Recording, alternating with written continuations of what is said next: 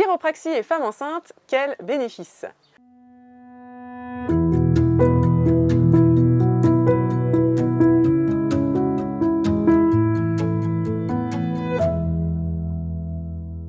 Bonjour, je suis Nathalie Fossa. J'accompagne les futurs et les jeunes parents à accompagner leur enfant de la grossesse à 3 ans pour les aider à bien grandir au naturel et en accord avec leurs valeurs. On essaye de trouver des choses agréables à faire pendant que l'on est enceinte, améliorer ses maux de grossesse et puis préparer l'arrivée du bébé. Alors aujourd'hui, j'interviewe Laurent Picard, qui est chiropracteur, mais pas que, et notamment formé en kinésiologie appliquée, qui va nous expliquer l'intérêt de la chiropraxie pour les femmes enceintes. Et on va faire même un petit passage sur la préconception. Si toi aussi tu veux avoir toutes les clés du développement de ton enfant de 0 à 3 ans, n'hésite pas à t'abonner à ma chaîne en cliquant sur le bouton s'abonner et en activant la cloche pour être prévenu de toutes les nouvelles vidéos. Tu vas entrer dans une communauté de mamans conscientes qui cherchent à apporter le meilleur à leur enfant tout en se réalisant. Eh bien Laurent, on se retrouve aujourd'hui pour une vidéo sur la chiropraxie et les femmes enceintes. Avant de démarrer, peux-tu nous faire un tout petit rappel de ce qu'est la chiropraxie en résumé? Donc en résumé, en fait, la chiropractique, c'est une profession de santé naturelle qui a pour objectif d'optimiser les fonctions naturelles du corps et d'enlever les barrages pour permettre au système nerveux de fonctionner à son plein potentiel. D'accord, merci beaucoup pour ce rappel très important. On va parler des femmes enceintes aujourd'hui, mais je me suis dit que ça serait peut-être bien qu'on parle aussi un tout petit peu de la préconception et finalement, qu'est-ce que la chiropraxie peut apporter aux femmes enceintes, enfin aux femmes enceintes, non.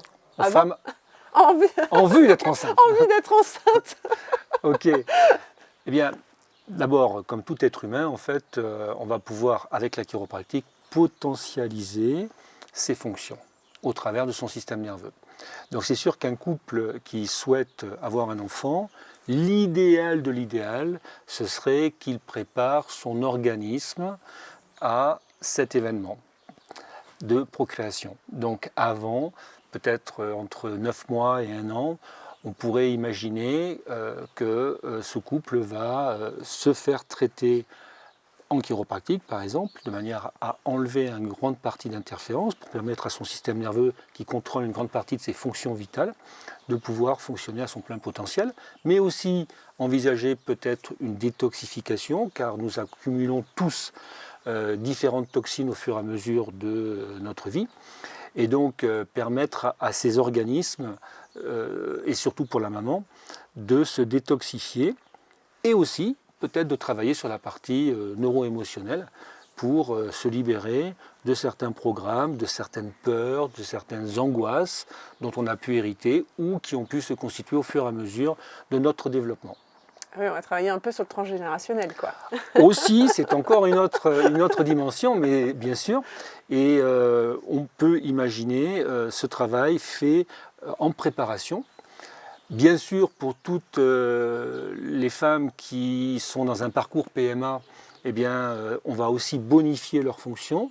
On peut aussi les accompagner sur le plan nutritionnel, car il faut comprendre que engendrer et procréer et engendrer est soumis au système hormonal. Et donc, ce système hormonal est soumis aussi en lien avec le système digestif. Et donc, si on arrive à bonifier tout ça, on va permettre encore plus de fonctionnalité. Et donc, c'est bien pour tout le monde. Oui, ça se comprend évidemment, et surtout que le bébé va avoir aussi besoin de beaucoup de nutriments et de vitamines, et ça peut être du coup au détriment de la maman si elle-même elle est déjà carencée avant même de démarrer la grossesse. Ça va plus loin que ça. Si la maman est stressée avant de tomber enceinte, eh bien par le biais hormonal, elle va en fait utiliser l'énergie, c'est-à-dire en fait les glandes surrénales du bébé vont être pompées par la maman. Ah, c'est fou. À cause de la communication. Je vais essayer de rester simple, mais disons que la maman qui rentre, qui est très stressée, a un système au niveau des surrénales qui est, on va dire, diminué au maximum. C'est-à-dire les batteries sont vides. Pourquoi? Parce que ces batteries sont sollicitées tout le temps par le stress. Donc elle va tomber enceinte dans cet état. L'enfant qui va arriver va commencer à se développer. Les premières semaines, la maman va être, les 3 premiers mois, elle va être très fatiguée. Puis au bout du 3e mois, elle va péter la forme. Pourquoi? Parce qu'en fait, elle va drainer l'énergie vitale, l'énergie des surrénales de l'enfant, qui sont en train de se développer, ces surrénales. Eh bien, elles vont commencer à fonctionner, mais au lieu de bénéficier à l'enfant, elles vont bénéficier en fait à la maman. Donc la maman, les 6 prochains mois va être en fait une super maman, Wonder Woman, sauf qu'à la naissance, malheureusement du bébé, il va y avoir séparation entre la maman et le bébé. Et donc le bébé, lui, va naître avec des surrénales qui vont être déjà un petit peu exactement un peu basse, diminuées. Et la maman, elle ne va plus avoir l'apport du bébé, donc elle va faire quoi? Un baby blues. Ou surtout une dépression du postpartum. Et une dépression postpartum. Et c'est intéressant ce que tu dis, parce que du coup, on relie toujours, très souvent, ce qu'on entend dire, c'est plutôt en lien avec le côté hormonal, en fait. Et là, tu nous parles, ça va plus loin, en fait, que le côté hormonal. Et c'est vrai que... Le côté hormonal, il est dépendant pour la partie surrénale qui gère le fight-flight, c'est-à-dire le système de survie du corps. Et cette survie, en fait, elle peut être affectée par la partie neuro-émotionnelle. Donc, si on traite l'émotionnel, on diminue le stress. Si on diminue le stress, on potentialise le fonctionnement des surrénales. Et à partir de là, on a quelqu'un qui est beaucoup plus efficient que pour, on va dire, une grossesse et un accouchement, que s'il ne le fait pas. D'accord. Oui, ça va quelque part aider à l'équilibre en fait du système hormonal. Exactement. Oui, et donc ça va éviter ces immenses variations et ces montagnes russes émotionnelles. Et effectivement, ça peut certainement aider. Peut-être, on parlait de la dépression du postpartum. Je ne sais pas si t'es déjà arrivé justement de traiter des jeunes mamans dans ce domaine. Bien sûr. Alors, en plus de ça, il faut aussi comprendre que ce système hormonal, il est aussi régulé par le pancréas qui gère la fonction glucidique. Donc souvent, quand on est stressé, on a tendance à compenser le stress par la nourriture. C'est vrai, ça. Et quand on est enceinte, d'accord, eh bien, on se fait plaisir et des fois, c'est le sucre sur lequel on va aller. Et donc, quand on mange du sucre, on dérègle le système glycémique qui dérègle encore plus les surrénales. D'accord. Oui, avec en plus le risque d'un diabète gestationnel, etc. Exactement. C'est pas forcément super chouette. Et justement, est-ce que, alors là on attaque vraiment dans le dur, mais j'allais te dire, est-ce que la la chiropraxie et une femme enceinte qui a du diabète gestationnel, est-ce que ça peut, est-ce qu'on peut aider, ou en fait là, on peut pas tout faire non plus? Alors, nous avons nos limites comme toute thérapie. Par contre, c'est toujours bien de se faire traiter, de se faire ajuster. Et en même temps de gérer de toute façon la partie nutritionnelle. La partie nutritionnelle, c'est vraiment un élément à la base du fonctionnement du corps. Et donc le fait d'avoir une alimentation correcte entre les protéines, les légumes, les légumineuses et les oméga 3, c'est fondamental. Okay. Sachant que les oméga 3 sont très très importants en amont pour la maman, parce que ça va préparer beaucoup de choses, mais surtout pendant la grossesse pour le développement du cerveau du bébé, qui à 80%, le cerveau est fait de graisse. Oui. C'est exactement ce que je disais dans une capsule sur la diversification alimentaire sur ma chaîne justement, où je parlais de l'importance du gras, et on a une telle mauvaise image du gras alors que c'est la composition de nos cellules et notre cerveau, et que si on n'en a pas, ça ne va pas marcher. Nos cellules sont dépendantes du gras, puisque la double membrane lipidique qui enveloppe chaque cellule et qui fabrique chaque cellule et la barrière qui permet les échanges entre l'intérieur et l'extérieur de la cellule. Mais aussi, ce qu'il faut comprendre, c'est qu'il y a les bons gras et il y a les mauvais gras.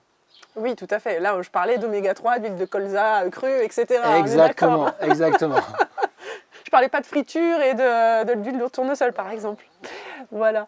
Merci beaucoup pour ce premier point. Justement, pendant la grossesse, on a souvent des mots qui reviennent comme ça de manière récurrente. On va dire les remontées acides, par exemple, la sciatique, le mal de dos, etc. Qu'est-ce qu'on peut attendre de la chiropraxie? Qu'est-ce qu'on peut faire? Alors sur le mal de dos, on va dire qui est le mal du siècle, dont on parle souvent. Bien sûr, nous sommes hyper spécifiques, puisque c'est quand même notre cœur de métier. musculo-squelettique à la base. Bien sûr, encore plus avec les techniques de kinésiologie appliquée clinique, on va pouvoir définir exactement ce qu'on a à corriger. Et bien sûr, pour une femme enceinte, c'est super de pouvoir être pris en charge comme ça. Et avant l'accouchement, encore une fois, c'est encore mieux d'avoir un bassin qui est totalement équilibré pour permettre à l'enfant, en fait, de pouvoir passer dans les voies génitales et donc dans les meilleures conditions possibles. Voilà. D'accord, ok. Ah oui, donc en fait le mal de dos est aussi en lien à une malposition, par exemple, du bassin, etc. Le plus souvent, en fait, on va avoir une torsion du bassin. Hein, et cette torsion du bassin va entraîner en fait des compensations au niveau des muscles abdominopelviens, les ligaments, sacro-utérins et ainsi de suite. Donc en fait, le développement du bébé dans cette région est conditionné à l'équilibre de cette structure. D'accord, ok. Et donc du coup, on peut traiter et faire des ajustements pendant la grossesse sans risque. Aucun problème. D'accord. Il n'y a pas de... Nous sommes formés pour ça, nous avons des outils pour ça, nous avons des techniques spécifiques chiropractiques directes et indirectes qui peuvent être mises en place, aucun problème. D'accord. Oui, donc il n'y a pas de contre-indication particulière Pas du finalement. tout. Il y a même des techniques chiropractiques, des formations spécifiques pour les chiropracteurs. Et maintenant, toutes ces dames qui font de la chiropractique et qui le font très bien. Oui, qui sont d'ailleurs souvent spécialisées chez les femmes enceintes. Exactement, la pédiatrie. ce que j'allais dire, qui se sont spécialisées là-dedans et c'est super. Très bien, parfait, c'est super.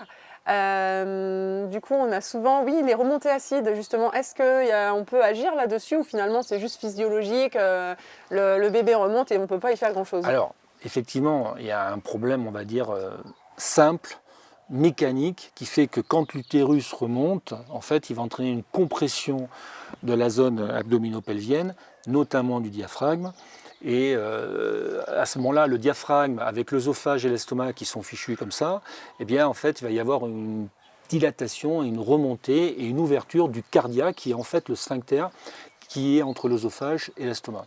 Donc lorsque ça se produit, ça va entraîner, et encore plus en position couchée, une remontée acide. Donc on peut travailler dessus, et on peut aussi travailler sur une tonification du diaphragme pour permettre, une fois la correction faite, de maintenir cet état. D'accord, ok, donc ça peut quand même améliorer les symptômes et un confort dans la vie de tous les jours pour la future maman. Bien sûr. D'accord, décidément, la chiropraxie, on a l'impression que ça peut presque tout faire. Non, ça ne fait pas tout. Encore une fois, nous avons nos limites, comme toute chose. Mais l'avantage qu'on a, c'est que c'est une profession qui a une centaine d'années d'évolution et de recherche. Et donc, au fur et à mesure, eh bien, on cherche à repousser les limites de manière à augmenter notre capacité d'action. D'accord. Donc là, on a parlé vraiment de la période qui est pendant la grossesse. On va imaginer qu'on se rapproche de la naissance et il y a souvent un peu cette pression. Votre enfant ne s'est pas retourné, il est en siège, il va falloir peut-être qu'on fasse même une version. Alors ça fait très peur et c'est a priori franchement désagréable. Et donc, est-ce que la chiropraxie justement peut aider pour le positionnement du bébé? Alors, c'est tout à fait vrai. Il existe plusieurs techniques, plusieurs façons de travailler sur le bassin et plusieurs commandes neurologiques qui peuvent être utilisées pour faciliter le retournement du bébé. D'accord. Maintenant, ce qu'il faut comprendre, c'est que lorsque l'espace abdominopelvien est un peu bloqué, parfois le simple fait de changer chez la maman la configuration du bassin permet en fait à l'enfant qui est un peu gêné de pouvoir se retourner. D'accord. Voilà. Oui, donc en fait, finalement, les bébés qui ne se retournent pas, c'est pas qu'ils ne veulent pas ou qui ne sont pas normaux, qui ne fonctionnent pas comme les autres, c'est que peut-être il y a quelque chose qui physiquement en fait, les empêche de se retourner. Il y a toujours, entre guillemets, une cause à quelque chose. Ah, mais ça, c'est mon grand discours aussi, notamment sur le sommeil des bébés. Donc, il faut mener l'enquête. C'est Tout ce à que fait. tu fais finalement. Tout à fait. D'accord, c'est très intéressant. Et du coup, alors là, on se rapproche vraiment du terme. Même des fois, il est dépassé et ça peut être un peu l'angoisse parce qu'on va avoir les équipes médicales qui vont nous dire il faut vous déclencher parce que là, c'est trop tard, etc. Bon, c'est vrai qu'on est beaucoup tourné sur le fait que si l'enfant il est prêt, c'est le moment où il va venir. Mais est-ce que la chiropraxie peut aussi aider peut-être pour déclencher ou favoriser un accouchement et que le bébé démarre par lui-même et non pas par l'ocytocine de synthèse, quoi. Au fur et à mesure que la maman arrive à proximité du terme, si elle a été suivie régulièrement par, on va dire, de bons thérapeutes et des chiropracteurs, neurologiquement parlant, en fait, ça va faciliter le process. Parce qu'encore une fois, ce processus d'accouchement, il existe depuis des millénaires. D'accord ? On n'a pas entendu les médecins pour accoucher. Hein. Il est naturel. On n'a pas attendu d'avoir des médecins effectivement pour accoucher. Beaucoup d'hommes ont eu, on va dire, le loisir d'accoucher leur compagne dans certaines conditions à certaines époques. Et donc, il y a un processus naturel. C'est la vie. D'accord ? Donc, si on permet au système nerveux et qu'on l'accompagne antérieurement à tout ce processus et pendant ce processus, dans la plupart des cas, ça va se faire naturellement. Bien sûr, la chiropractique, au dernier moment, peut peut-être des fois apporter un petit plus et donc faire qu'on va passer le cap et donc plus facilement. Un Mais accouchement encore qui une va fois, naturellement. encore une fois, il faut rester tout à fait logique. C'est que si le terme est trop dépassé, effectivement, il y a des risques et donc il faut passer à autre chose. Voilà. D'accord. Très bien. Et du coup, alors, comme tu parlais que ça va aider à préparer le corps pour cet accouchement, finalement, ça peut peut-être aussi réduire le risque de complications lors de l'accouchement à proprement parler, au final, alors. Bien sûr. C'est exactement comme pour le sport. À partir du moment où on permet aux structures de fonctionner à leur plein potentiel, on réduit les risques de blessures, les risques de se faire mal, le risque de s'abîmer. On permet aux ligaments d'être un peu plus fonctionnels, un peu plus laxes, parce que encore cet accouchement, c'est quand même quelque chose d'exceptionnel, où il va y avoir en fait une dilatation de toutes ces structures. Les ligaments, en fait, on a une hormone qui va être sécrétée, la dernière partie du terme, la relaxine, qui va permettre en fait de libérer tous les ligaments pour permettre cette expansion du bassin, pour permettre la délivrance. D'accord. Donc, encore une fois, la nature fait bien les choses. Et donc, si on a accompagné, eh bien, on risque effectivement moins de problématiques. D'accord. Oui, parce qu'en fait, finalement, le bassin va être plus mobile, donc on a moins de risque d'avoir un bébé qui se retrouve coincé, et qu'on est obligé d'aller chercher avec des instruments, etc. Exactement. Bon, or, bien sûr, le fait que les accouchements soient de plus en plus médicalisés dans des positions qui ne sont pas du tout physiologiques sur le dos, avec des péridurales qui peuvent ralentir le travail, là, je fais une parenthèse là-dessus. Bien sûr que ça, c'est une réalité, mais en tout cas, physiquement, déjà, on peut aider le corps pour qu'il puisse accoucher plus La facilement. base de la base de la base, c'est toujours de permettre au corps, à tous les niveaux, de fonctionner du mieux possible. C'est la base.